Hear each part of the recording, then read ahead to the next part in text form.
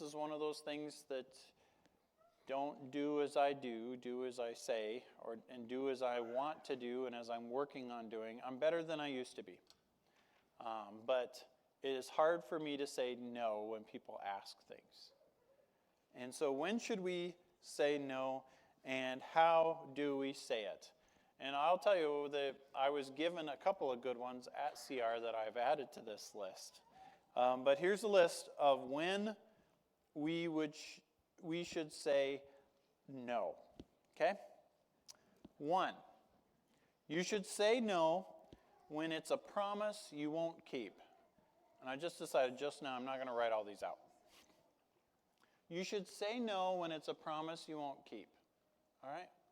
In other words, if there's a doubt in your mind that you're going to be able to accomplish what you're agreeing to, then you should just say no, or you should be upfront with this. I'll do my best. Something like that. But you shouldn't agree to things that you're pretty sure you won't accomplish. By the way, there's a parable about this exact thing. There's the parable of the 2 sons. The father comes to them and says, hey, I want you to go and do such and such a thing and accomplish it. And one son says, I'll do it. And the other son says, I won't.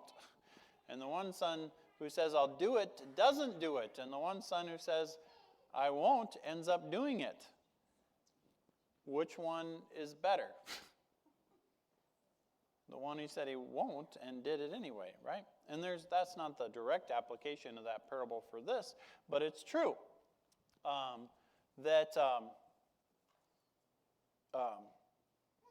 It's better to say no and then call you up and say, actually, I do have the margin for that. It turns out I can help you today or whatever, you know. That's better than saying, I will and then not. I can already tell this is going to be painful and convicting for me. Okay, all right, let's keep going. So when to say no, when it's a promise you won't keep. Number 2, when it's something you can't give.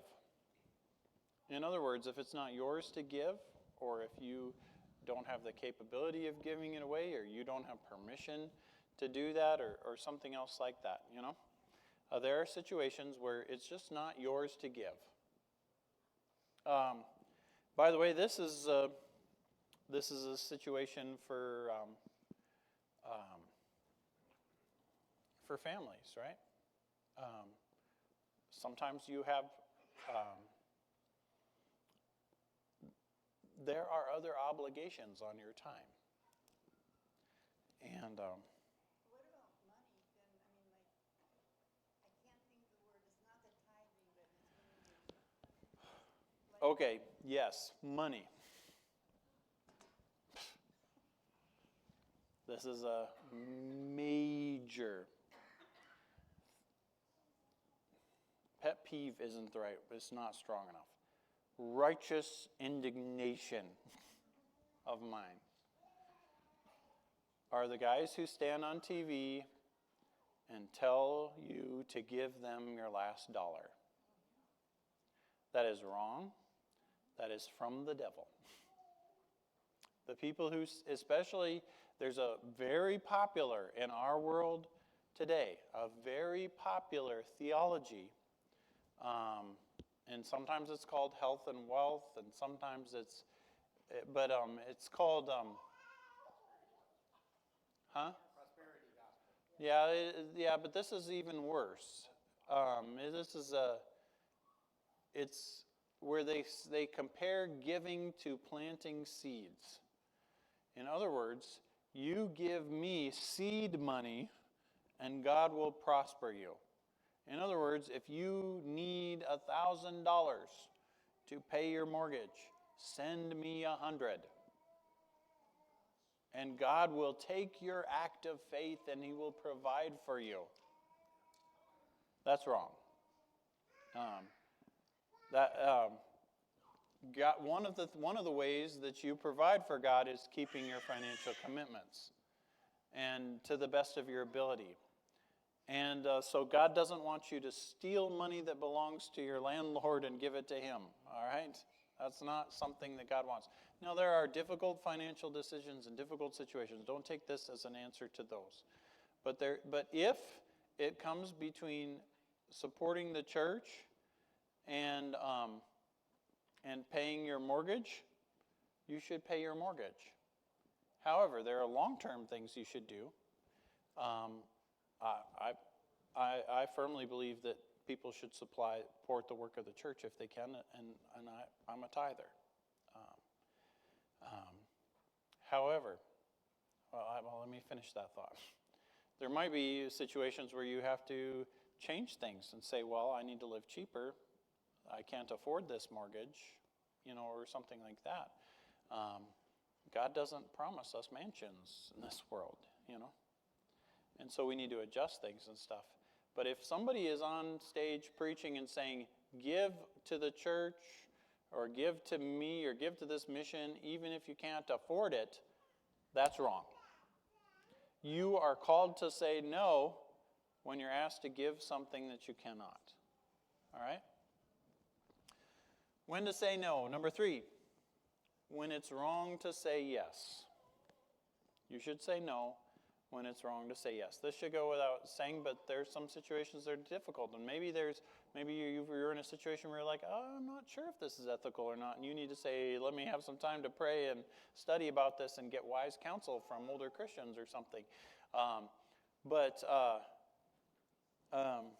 But this is Satan's game, is always to try to get us to say yes when we should say no. Number 4, you should say no when it would harm you or others.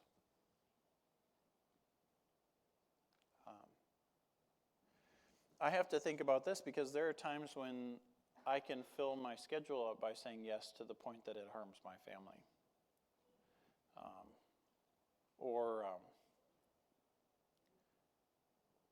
Or there are situations where me helping a certain person or something, they can. I can't give any good examples that are fine to share in a group. But you should not say yes when it would harm others. You should say no. Number 5, say no when it would endanger your personal walk with God or your health. All right? In other words, if you are spiritually struggling because you said yes to don't say yes to something that is going to make you struggle spiritually. The example that I give for this is on an airplane. When they give you the drill about the oxygen mask coming down, whose mask are you supposed to put on first? Yours. Why? Can't help other people if you don't have the mask on you. All right? That's counter to our instincts, isn't it? Especially for parents and for Christians, right? Our instinct is, get it on the child first. Who cares if I die? Get it on the child, right? But actually, you can't help the other person unless you put it on yourself. This is a scriptural principle as well.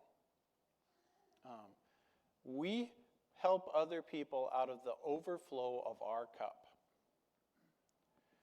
And the best thing that you can do for your family and for those around you is to be spiritually healthy yourself. Think about this. If you are helping people to the detriment of your spiritual walk, then you are also at the same time giving them that example of risking their spiritual walk for other people. And that's detrimental to them. All right, here's the 6th thing. Well, no, I'm going to save that one. I'm going to switch them. So now this is number 6. Let me just mark that in my notes so I don't get confused here. Okay, number 6. You should say no when it's going to make you resentful. Now, sometimes that means you need an attitude adjustment, right? Sometimes that means you need to work on your heart and stuff. If you are being asked to do something that you should do, and this is not a free pass, right? Well, I'm not going to serve God at all because it makes me resentful. Right? And so you need a heart adjustment there, right? But You should say no when it's going to make you resentful. And here's the seventh thing. You should say no when you don't have to and you don't want to. Let me say this again because I'm already getting funny looks. You should say no when you don't have to and you don't want to. In other words, it is okay sometimes as Christians to just say no when it's not something that God necessarily has commanded you to do and it's not in your gifting and calling. Now listen, there are times, many times, when God calls us to do stuff that we don't want to. In fact, most of the time, God does not call me to do what I want to do. I just do what I want to do. Usually, if God's calling me to do it, it's something that I don't want to do. All right? Now, I have gifting and I have calling and I have things that I just enjoy because that's how God wired me. I like preaching. I think it's crazy that not everybody wants to be a preacher. To me, it's the best job in the world, and it's a blast. In fact, if all I ever had to do was preach, that'd be awesome. Okay? There's different gifting, right? God doesn't have to be, Bob, you have to preach. There are things, that God calls us all to do that we don't want to do. And we have to do those things. If God's calling you to do it, then you have to do it. All right? However, if you're not necessarily hearing from God or you don't have a clear understanding that this is something that God is calling me to do, and you don't feel like it's something you want to do, there are situations when it's okay where you have permission as a Christian to just say no. And you don't have to give a lengthy explanation. You can just say, no, not today. That's totally fine. So let me go over these one more time.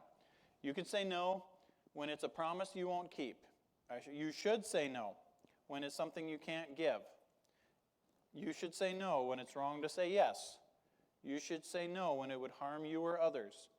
You should say no when it would endanger your health or your walk with God. Number 6, you should say no if it's going to make you resentful. And number 7, you should say no when you don't have to, you don't want to. For example, when God is not calling you to. All right? There's a little sign that's on my desk that I think was taped up when Chuck was there, and I left it there. And it just says, a need does not necessarily constitute a calling. And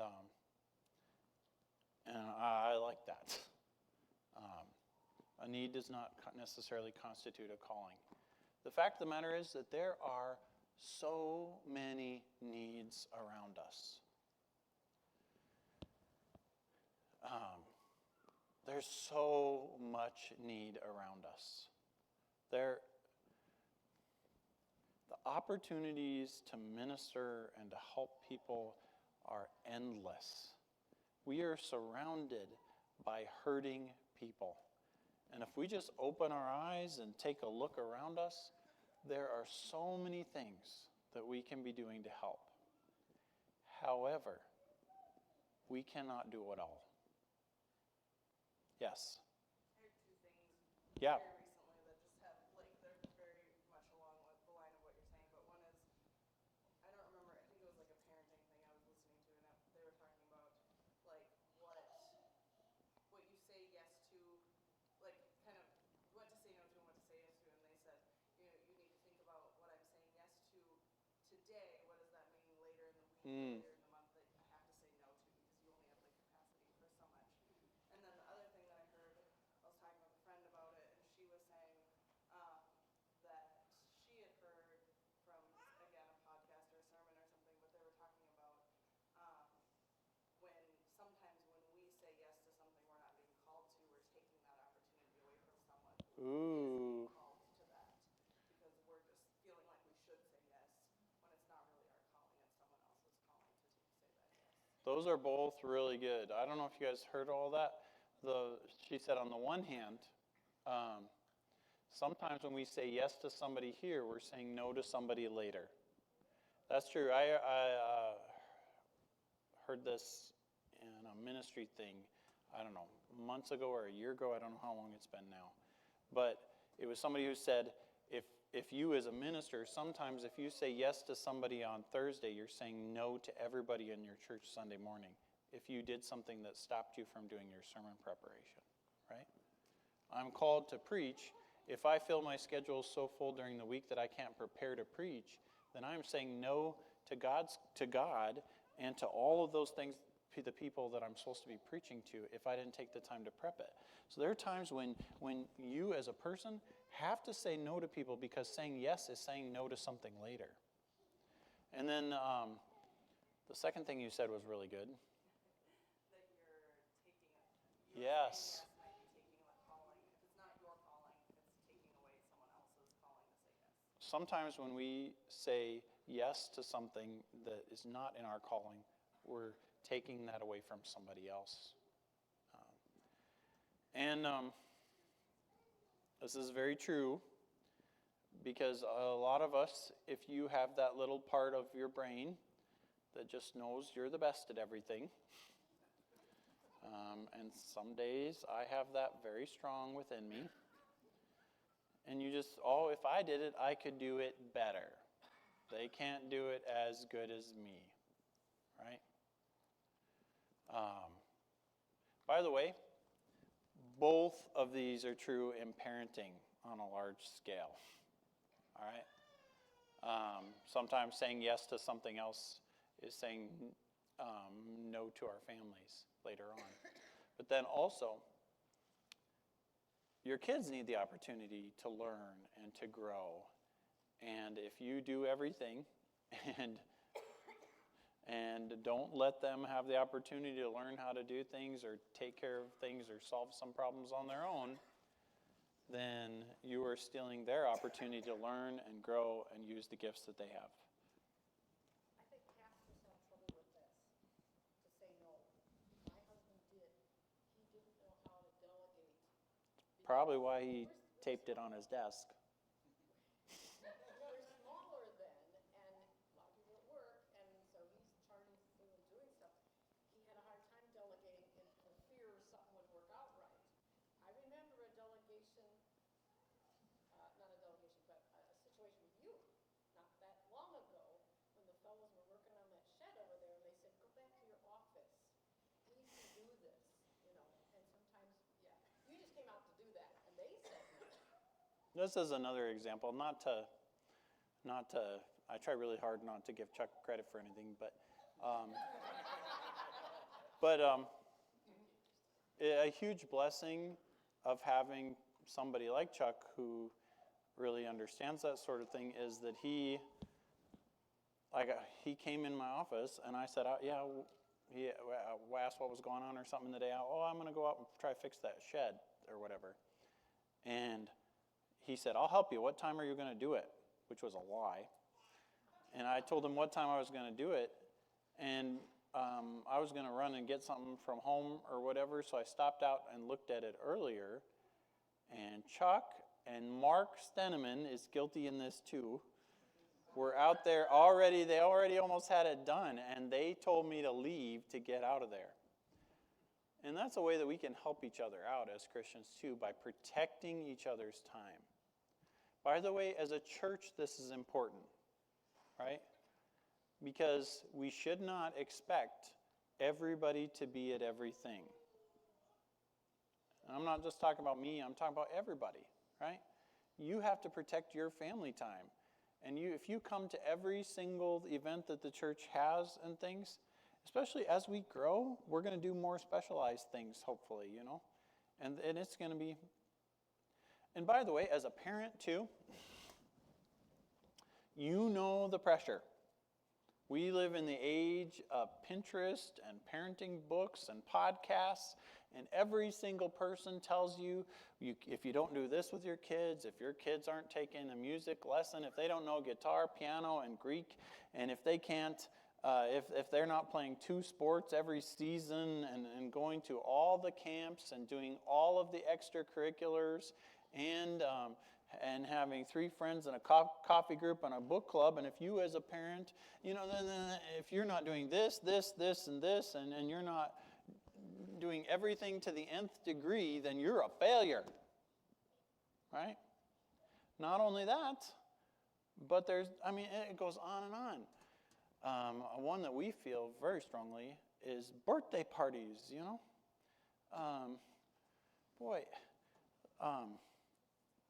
there's just some amazing parents who are just great at birthday parties, all right? And none of those things are wrong, okay? I was tricked into doing an actual example. None of those things are wrong, right? My kids do piano, and play a sport and things like that. But there's a pressure. Your kid's only going to be this young for this amount of time. The clock's ticking. If you don't do everything, they won't have the childhood of their dreams. If they don't own a horse, a pony, and a dog, and then, on and on and on and on and on. To do half of that stuff, you would die. And your child would suffer because they never spend time with you.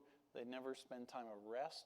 And because their parent would be hanging by their last thread, you have to say no to some things that are actually good sometimes. And let me tell you something. Please do.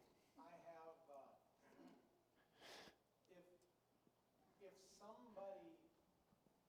if somebody says to you, are you sure you can handle this, or are you sure you have the time? Don't ever take that as a negative, especially if you know the person well, you know they're of good heart.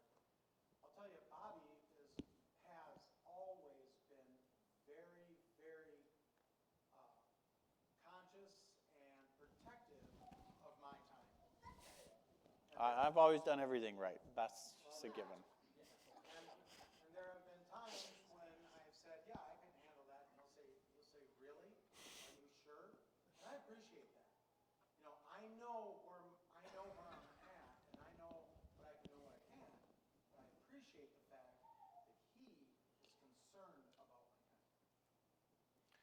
Right, and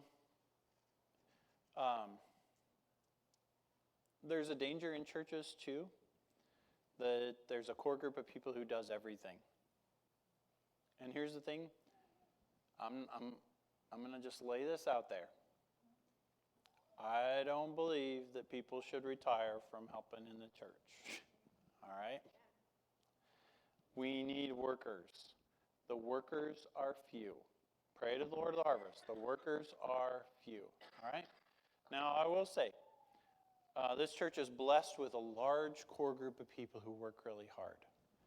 But we as a church need to be very careful that we're stewarding that.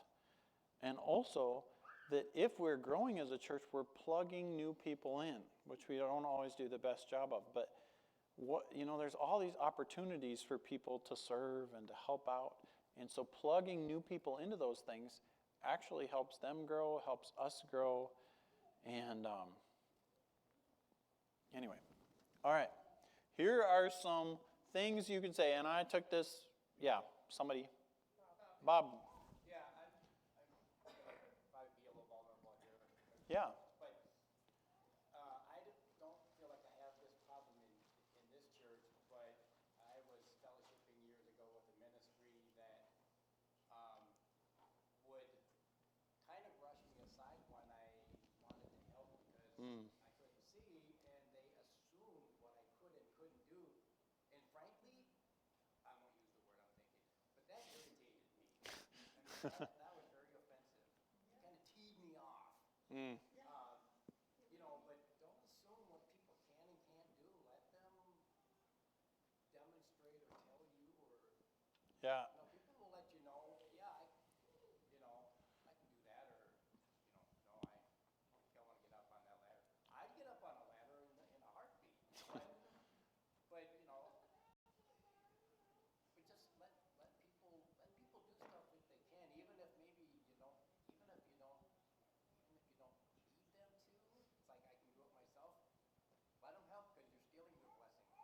Hey, I appreciate that. I'm glad you feel that way. I know we don't do that perfectly, but God is always calling people to more, to higher levels of service and gifting, which means that we are being constantly surprised by the people around us. That there's growth that happens. I love the quote, one of the problems in life is that people change and they forget to tell you about it. Right? And so sometimes we're surprised that person's doing this and this person's doing that. I got to go back to visit a church a while back after 15 years of not being there. And the guy that got up to do the communion meditation, I would never have thought he'd ever do a communion meditation, you know? And that's just how church is. We aren't who we used to be. God is continually changing us and shaping us. I do things that I never thought that I would do. And the same thing for the people around. And I'm preaching to the choir in this room because so many of you are just growing and God is calling you to more things. And that's super exciting. Yes? I can say something about you. This is not Compliment Bob Day. I'm going to start getting a big head and I got to fit through these double doors afterward. This is you saying yes to something that you really should have said yes to when I called you up and told you there was a bat. Libby, we were never going to tell anybody about that story. Did I promise this? I promise and shouldn't have. Yeah. He is afraid of bats. But yet he did come over. The bat was hanging on my curtain in the bedroom. And finally I said, you go get some, put the bat in. And he gave me this big, huge glove. I put this glove on and I grabbed the whole All right, okay. I think I'm going to successfully get through those doors. But you tried. She was telling how I was trying to rescue her from a bat and ended up being a support group for her. But you did try. You said And I have successfully removed bats. since then. All right, let's keep moving. Can I just say one quick Yes. thing about I can't remember the connection now, but we change. We do. I love little kids. Mm. I love babies. I always have. I'm like my mother. I always want to grow up and be a mom. And I'd stay in the nursery. I can't do that anymore. I don't have the energy. I don't have the health Mhm. for it. There are other things that I used to do. Okay, so I look around. What else can I do? Mhm. So I just quietly pick up another strand somewhere. Mhm. You know, I can't stay with the babies, but I can sure as heck talk with them and their parents here in the church. So, if you can't do something you used to do, find something else that you would like to do. Try it. If it doesn't work out, then you find something else. There's jobs for everyone of every age, every ability. Right. And you should know too that as a church, like there are times when we have to say, we as a church don't have the margin to take on this project, or to take on this battle or this need, or we're not a mega church. We can't have a support group for everything and every need and stuff. We are trying our best, to do everything that we can, but we just have to recognize that if we were limitless, we wouldn't need God. And just so you know, we do need Him. All right. Really quickly, I got this from, I don't remember if it was a podcast or a video or something, but it's a list of ways to say no. This actually helped me. Okay, so I'm going to share it with you. Here's some things you can say no if you're a person who has trouble saying no. I'm honored, but I can't.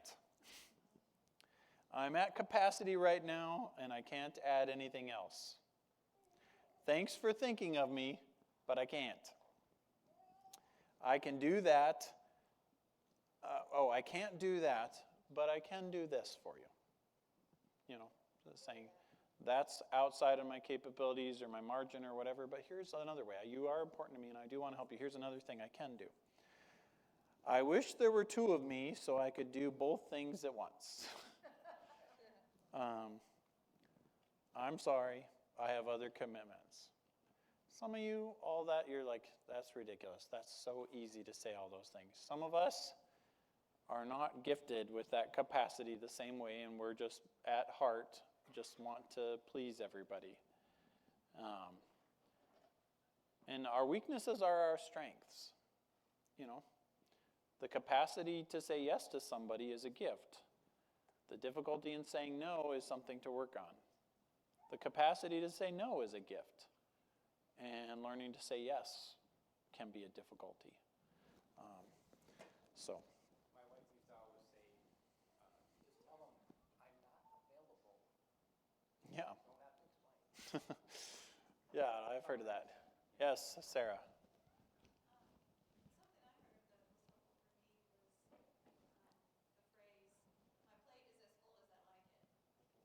My plate is as full as I like it.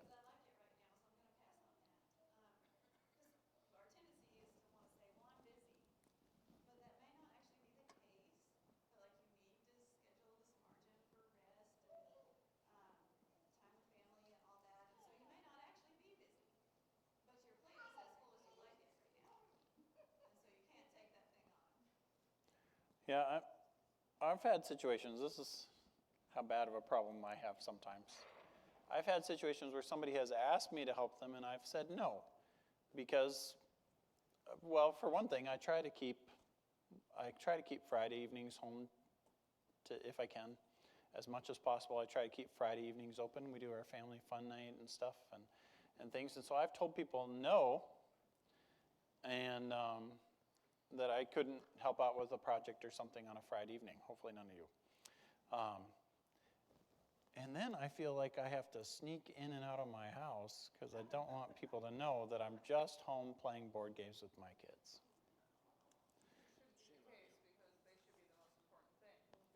Yeah, but sometimes we're like that, right? So some of you got this. You don't, it doesn't bother you. But if you're like me and you're deep down a people pleaser, this can be a pretty big struggle. All right, here's the list. I wanted to give you, yeah. Build on what Sarah said. Right now, my plate is overflowing. Yeah, you can tell people that too. Right now it's overflowing, I just can't. Here's a list, by the way, of sometimes why we say yes when we shouldn't.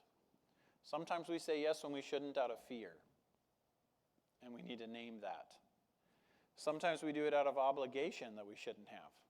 We do have obligations, by the way. No matter who you are, you have several callings in your life. If you're a human being, which is most of us, then you're called to serve and follow Christ. If you're married, you are called to be a spouse. If you have children, you are called to be a parent. If you have a job, you are called to do your work heartily as to the Lord and not for men. No matter who you are, you've got callings, and it's a healthy thing for me to say no. One of the things that I've done is I sit down and I made a list of everything that I am sure that God has called me to do. And then I can say, that's outside of my calling. Anyway, sometimes we say yes when we shouldn't because we have a desire to be loved. But real love should be unconditional in that sense. Sometimes we say yes when we shouldn't because we're just distracted in the moment, or we're not paying attention, or we're not watching our words. Some of us don't pay attention to our words, and so we say things flippantly. I promise I'll pray for you. You know, we just say things sometimes we don't really mean it. That's bad. Thank you. I don't know who said that. Hi. All right, well, let's close in prayer. Father, thank you so much for your love, for your care for each of us. And I pray that you'd help us to have our yes be yes and our no be no. Please teach us and when to serve you and focus our hearts that way. In Jesus' name I pray. Amen. Thank you all for coming.